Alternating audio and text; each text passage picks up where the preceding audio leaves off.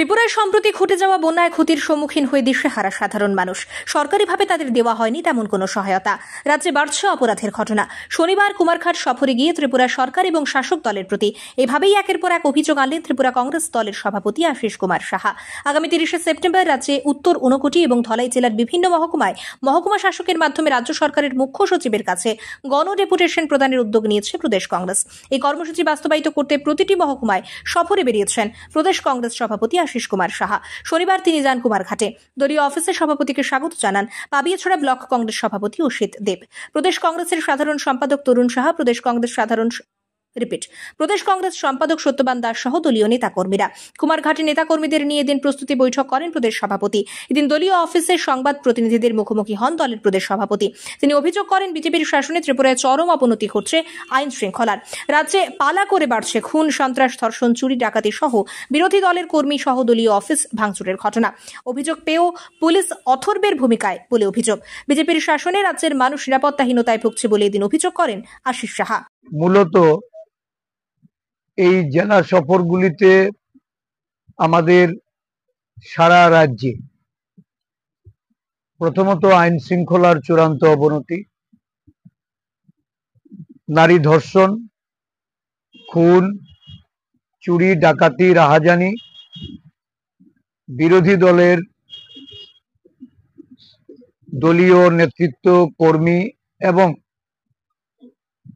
দলীয় কার্যালয়গুলিতে হামলার ঘটনা সংঘটিত হলেও পুলিশের নিষ্ক্রিয় ভূমিকা, পুলিশ কোনো কার্যকরী পদক্ষেপ নেয়নি। রাজ্যের মানুষের নিরাপত্তার আইন শৃঙ্খলাজনিত একটা অরাজক পরিস্থিতি বিরাজমান।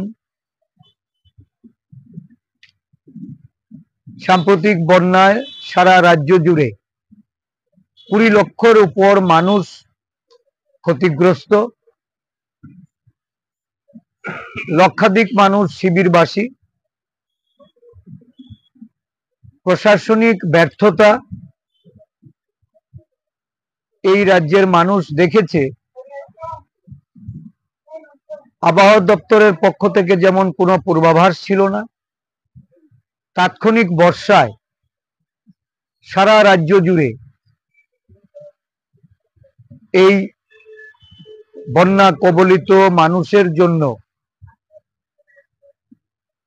বিরোধী দল কংগ্রেস, বিভিন্ন সামাজিক সংস্থা, ব্যক্তিগত উদ্যোগ, ত্রাণের কাজে, উদ্ধারের কাজে মানুষের সহযোগিতা নিয়ে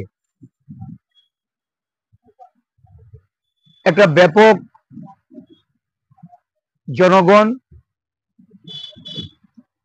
প্রশাসনের উদাসীনতা, প্রশাসনের ব্যর্থতা এটা পরিলক্ষিত তারা করেছেন।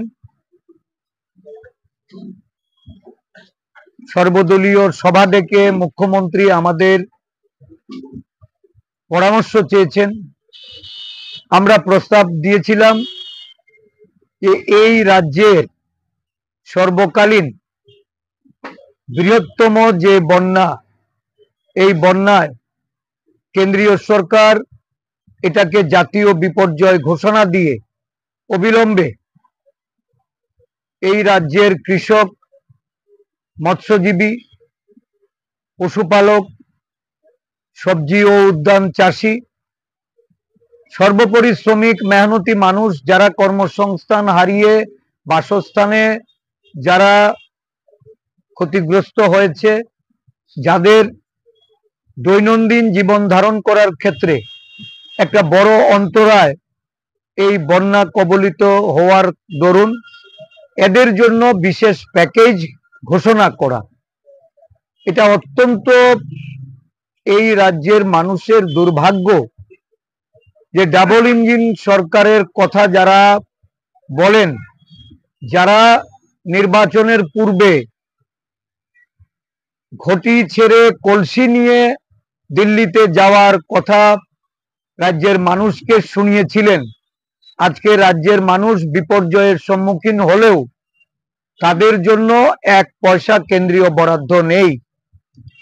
যে 40 কোটি টাকার গল্প শোনানো হয়েছে, কেন্দ্রীয় অর্থ বরাদ্দের কথা যেটা বলা হয়েছে, এটা আসলে স্টেট ডিজাস্টার রিলিফ ফান্ড, যা প্রতি অর্থ বছরে এই রাজ্যের সরকার কেন্দ্রীয় বরাদ্দ রূপে এটা পেয়ে থাকে। এটা অগ্রিম এই রাজ্য সরকারকে কেন্দ্রীয় সরকারের তরফ থেকে প্রদান করা হয়েছে। এছাড়া কোনো ধরনের আর্থিক বরাদ্দ। সভাপতি অভিযোগ করেন, ত্রিপুরায় সম্প্রতি ঘটে যাওয়া বন্যায় অসহায় হয়ে পড়েছেন সাধারণ মানুষ। কৃষিজীবী অংশের মানুষ, পশুপালক, শ্রমজীবী মানুষদের মাথায় হাত। এই পরিস্থিতিতে তাদের পাশে দাঁড়ায়নি সরকার। মানুষ বিপর্যয়ের সম্মুখীন হলেও রাজ্যের মানুষের জন্য কেন্দ্রীয় বরাদ্দ জোটেনি বলে অভিযোগ। সাম্প্রতিক বন্যার নামে যে 40 কোটি টাকা কেন্দ্রীয় অর্থ ত্রিপুরার জন্য মঞ্জুর হয়েছে বলে প্রচার করা হচ্ছে, তা প্রতি বছরই বিপর্যয় মোকাবিলার জন্য ধার্য থাকে। সেটাকে এবারে বন্যার বাড়তি কেন্দ্রীয় সাহায্য বলে চালিয়ে দেওয়া হচ্ছে বলে সরকার এবং বিজেপি দলের বিরুদ্ধে এদিন গুরুতর অভিযোগ উত্থাপিত করলেন আশিস সাহা। রাজ্যের বন্যাক্রান্তদের সহায়তা সহ অপরাধের ঘটনার হ্রাস টানতে সরকারের পদক্ষেপ চেয়ে আগামী 30 সেপ্টেম্বর রাজ্যের বিভিন্ন মহকুমায় এককভাবে গণ ডেপুটেশন দিতে যাচ্ছে কংগ্রেস দল। দাবি পূরণ না হলে আগামী দিনে দলের তরফ থেকে রাজ্যে গণ আন্দোলন গড়ে তোলা হবে বলে এদিন হুঁশিয়ারি দিলেন আশিস সাহা। তবে ত্রিপুরায় বামেদের সঙ্গে আগামী নির্বাচনে কংগ্রেস জোট বজায় রাখবে কিনা এ বিষয়ে সংবাদ প্রতিনিধিদের প্রশ্নের উত্তর অত্যন্ত সুচতুরভাবে এড়িয়ে যান কংগ্রেস সভাপতি। এদিন কুমারঘাটের বৈঠক শেষে ধলাই জেলার উদ্দেশ্যে রওনা দেন কংগ্রেস সভাপতি। শাসক দলের অন্তরে বাড়ছে ক্ষোভ। সেই সুযোগে রাজ্যে অক্সিজেন পেতে শুরু করেছে বিরোধী কংগ্রেস দল। সূত্রের খবর, শাসক দল বিজেপির হেভিওয়েট নেতৃত্ব থেকে একাধিক বিধায়করাও গোপনে যোগাযোগ রেখে চলেছেন হাত শিবিরের সঙ্গে। আগামী দিনে রাজ্য রাজনীতিতে কংগ্রেস দল নিজেদের শক্তি প্রদর্শনে কতটুকু সফল হয় তাই এখন দেখার বিষয়। ব্যুরো রিপোর্ট, সত্যের খোঁজে 24 ঘন্টা।